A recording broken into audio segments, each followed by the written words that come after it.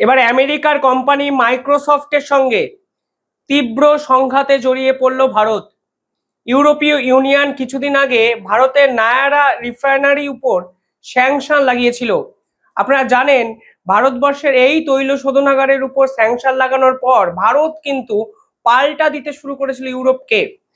আর এরপর সকলকে চমকে দিয়ে কাল ফের মাইক্রোসফট এমন একটি কর্মকাণ্ড ঘটালো যার জন্য মাইক্রোসফটকে এবার আদালতে টেনে নিয়ে গেল ভারত।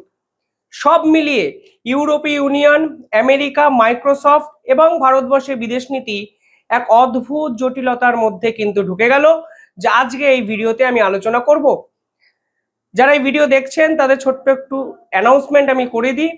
17ই আগস্ট আমি একটি অনলাইন সেমিনার করছি, সন্ধে 6টা থেকে রাত 8টা, 2 ঘন্টা সেমিনার। কারা জয়েন করবেন? যারা ইউটিউব চ্যানেল করেছেন কিন্তু তাদের গ্রো হচ্ছে না, যারা ইউটিউবে নিজেদের ব্যবসা প্রমোট করতে চান, অনেকে ট্রাভেল ব্লগিং করতে চান, অনেকে গান আপলোড করতে চান, অনেকে নিউজ ওরিয়েন্টেড কর্মকাণ্ড করতে চান, কিন্তু এই করার জন্য কিছু নির্দিষ্ট ট্রিক্স আছে, নির্দিষ্ট কিছু মেথড আছে যেগুলো তারা জানেন না বলে তাদের এই ভিডিও লোকের কাছে পৌঁছয় না। সবকিছু নিয়েই আমি একটি সেমিনার অর্গানাইজ করছি অনলাইনে। বিশ্বের যে কোনো প্রান্ত থেকে আপনারা যুক্ত হতে পারবেন। স্ক্রিনে দেওয়া নাম্বারটিতে হোয়াটসঅ্যাপ করুন, যোগাযোগ করুন এবং তাড়াতাড়ি আপনারা আপনাদের নাম রেজিস্টার করুন। আমার মনে হয় এই 2 ঘন্টায় আপনারা যা শিখবেন, অনেকে হাজার হাজার টাকা দিয়েও তা শিখতে পারবেন না। যাই হোক, এবার মূল টপিকে ফিরি। কেন মাইক্রোসফটের সঙ্গে ভারত সরকার তীব্র সংঘাতে এবার গেল? নায়ারা এনার্জি নাম আপনারা শুনেছেন, যে এনার্জি গুজরাটে অবস্থিত। কিছুদিন আগে ইউরোপীয় ইউনিয়ন রাশিয়ার সঙ্গে লড়তে গিয়ে নায়ারা এনার্জিকে স্যাংশন করে দেয়। অর্থাৎ নায়ারা এনার্জি থেকে কোনো রকম তেল আর ইউরোপীয় ইউনিয়নের কোনো দেশে যাবে না। ভারত প্রথমে পাল্টা দিয়েছে। ভারত বলেছে এই নায়ারা এনার্জি থেকে তোমরা দিনের পর দিন ডিজেল নিতে, কেন হঠাৎ করে নায়ারা এনার্জিকে ব্যান করছো? এই নায়ারা এনার্জির 50% শেয়ার কিন্তু রাশিয়ার একটি কোম্পানি ওন করে। অর্থাৎ ইউরোপীয় ইউনিয়ন বোঝানোর চেষ্টা করছে যে ভারত এবং রাশিয়া একত্রে ইউরোপীয় ইউনিয়নের বিপক্ষে ইউক্রেনকে সাপোর্ট না করে পিছনে ছুরিটা মারছে। সব মিলিয়ে পরিস্থিতি যখন উত্তাল হয়ে যায় তখন ভারতের পক্ষ থেকে বলা হয় কোনো অবস্থাতেই ভারত ইন্টারন্যাশনাল ল ভায়োলেট করেনি, ভারত যা করছে আইন মেনেই করছে এবং আমরা রাশিয়া থেকে ক্রুড অয়েল কিনছি এবং ক্রুড অয়েল কেনার পর তোমাদের দেশেও তো বিক্রি করছি, ফলে তোমরা এতদিন পর কেন তোমাদের ঘুমটা ভাঙলো? এ যখন এক অন্যরকম সংঘাতের আবহ তৈরি করলো। পাশাপাশি কালকে মাইক্রোসফট কি করেছে, এই নায়ারা এনার্জির সঙ্গে যত রকম চুক্তি ছিল সেই চুক্তি থাকা সত্ত্বেও তারা তাদের সার্ভিস বাতিল করে দিয়েছে। এবার একটা জিনিস বুঝুন, একটা কর্পোরেট স্ট্রাকচার হঠাৎ করে সকালে উঠে জানতে পারলো মাইক্রোসফট তাদের কোনো অ্যাপ্লিকেশন, কোনো রকম বিভিন্ন রকম যে মেথড হয় সেগুলো আর ব্যবহার করতে দিচ্ছে না নায়ারা এনার্জিকে।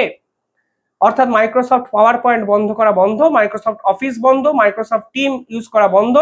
একটা কর্পোরেট স্ট্রাকচারে যত রকম ভাবে হেল্প মাইক্রোসফট করতো সবকিছু তারা একটা রাতের ব্যবধানে বন্ধ করে দেয়।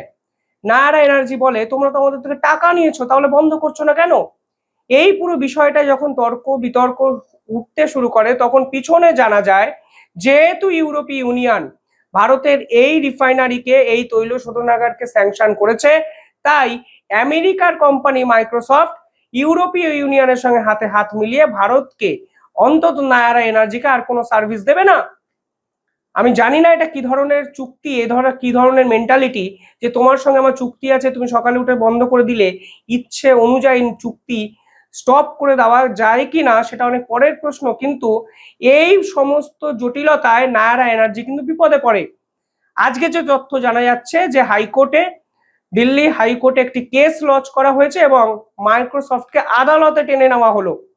কিন্তু যে কথাগুলো আলাপ আলোচনায় মিটে যাওয়া উচিত ছিল সেই কথাগুলো আইন আদালতের মাধ্যমে মীমাংসা করতে হবে। আর এখানেই বোঝা যাচ্ছে তারা ভারতের প্রভাব এবং প্রতিপত্তিকে ঠিক কতটা ভয় করছে। আদালতে কি হলো একটু আপনাদের বলি আগে। নায়ারা এনার্জি আদালতে 4টি পয়েন্ট রেজ করেছে। অর্থাৎ ভারতের পক্ষ থেকে কি বলা হয়েছে? বলা হচ্ছে আজকে ইউরোপীয় ইউনিয়নের ব্যানের জন্য মাইক্রোসফট আমাদেরকে কোনো সার্ভিস দিচ্ছে না, কিন্তু ওরা তো আমাদের টাকা নিয়েছে। এই পুরো প্রসেসটাকে কর্পোরেট আউটরিচ হিসাবে আখ্যায়িত করা হয়েছে ভারতের পক্ষ থেকে মাইক্রোসফটের বিপক্ষে কোর্টে। পাশাপাশি পরিষ্কার প্রশ্ন তোলা হয়েছে যে আমেরিকার একটি কোম্পানি, যেখানে আমেরিকার সঙ্গে কোনো সংঘাত এই মুহূর্তে ভারতবর্ষের মাইক্রোসফট ওরিয়েন্টেড অন্তত নেই, আমেরিকার একটি কোম্পানি কিভাবে ইউরোপীয় ইউনিয়নের নেওয়া একটি স্যাংশনকে মান্যতা দিতে পারে? এরকম যদি হতো তাহলে আমরা মাইক্রোসফটের থেকে আমরা নিতামই না কোনো কর্মকাণ্ড সার্ভিস। ইউরোপীয় ইউনিয়নের একটা সিদ্ধান্ত অন্য একটা দেশ ইমপ্লিমেন্ট করে দিচ্ছে ভারতে, এটা তো কোনো অবস্থাতেই আন্তর্জাতিক আইন স্বীকৃত নয়। তৃতীয় যে পয়েন্ট বলা হচ্ছে, পরিষ্কার বলা হচ্ছে মাইক্রোসফট এই কাজটি করেছে no prior notice to us, অর্থাৎ আমাদের আগে থেকে জানানো হয়নি। হঠাৎ করে এই ধরনের সিদ্ধান্তকে স্বৈরাচারী সিদ্ধান্ত বলে। এই স্বৈরাচারী সিদ্ধান্ত কর্পোরেট ওয়ার্ল্ডে চলে না। মাইক্রোসফটের বোঝা উচিত এবং আমাদের ক্ষতিপূরণ দিতে হবে, কারণ মাইক্রোসফটের এই স্বৈরাচারী একপাক্ষিক সিদ্ধান্তে ভারতের কোম্পানি ক্ষতিগ্রস্ত হয়েছে। ইউরোপীয় ইউনিয়নের সঙ্গে আমেরিকার সম্পর্ক ভালো হতেই পারে। কালকে ইউরোপীয় ইউনিয়ন এবং ডোনাল্ড ট্রাম্পের আমেরিকার মধ্যে ট্রেড চুক্তি হয়েছে, অত্যন্ত ভালো জিনিস। যদি ইউরোপীয় ইউনিয়নকে টোটালি মুরগি করে দিয়েছেন ডোনাল্ড ট্রাম্প, আমি এ বিষয়ে একটি ভিডিও দ্য ইন্ডিপেন্ডেন্ট নেটওয়ার্কে বানাবো, আজকেই আপনারা দেখবেন। কিন্তু মাইক্রোসফটের এই পুরো বিষয়টা ঢুকে যাওয়া, এটাই তো অনেকের কাছে আশ্চর্য মানে ফিল হচ্ছে, অনুভূতি হচ্ছে যে কেন হঠাৎ করে মাইক্রোসফট এতটা অ্যাগ্রেসিভ হয়ে গেল ভারতের বিপক্ষে। 4 নম্বর পয়েন্ট আজকে ভারতের পক্ষ থেকে পরিষ্কার বলে দেওয়া হয়েছে যে India does not recognise EU sanction, অর্থাৎ ইউরোপের স্যাংশনকে ইন্ডিয়া রেকগনাইজই করে না। ভারত সরকারের অফিসিয়াল স্ট্যান্ড কি ছিল? যে জাতিসংঘের সিকিউরিটি কাউন্সিল ছাড়া, ইউএনএসসি ছাড়া আমরা কোনো স্যাংশনকে রেকগনাইজ করি না। এই রকম ইউনিল্যাটারাল স্যাংশন লাগানোর ক্ষমতা কোনো দেশের উপর নেই। আমার আজকে ইচ্ছা হলো আমি আপনার উপর স্যাংশন লাগিয়ে দিলাম, কালকে ইচ্ছা হলো ওনার উপর স্যাংশন লাগিয়ে দিলাম, এটা ইন্টারন্যাশনাল ল পারমিট করে না। আমরা জাতিসংঘ যাকে স্যাংশন লাগিয়েছে তাদের স্যাংশনে বিশ্বাস করছি, ইউরোপের কোনো স্যাংশনকে আমরা বিশ্বাসই করি না। ফলে ভারতই যখন বিশ্বাস করছে না, মাইক্রোসফট তৃতীয় পক্ষের একটি কোম্পানি যা অত্যন্ত গুরুত্বপূর্ণ কিছু সফটওয়্যার স্কিল ভারতকে সাপ্লাই করে, তাদের উঠলো বা একটু কটক জয়ের মতো তারা ঝাঁপিয়ে পড়ে স্যাংশন লাগাতে চলে এলো, এটা কি ধরনের স্বৈরাচারী অ্যাটিটিউড?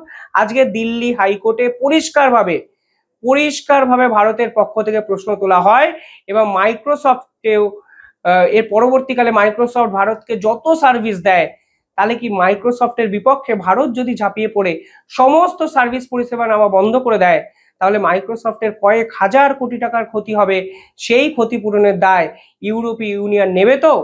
প্রশ্ন কিন্তু থেকে গেল, কি করা উচিত ভারতের? প্রশ্ন আমি আপনাদের উদ্দেশ্যে রাখলাম।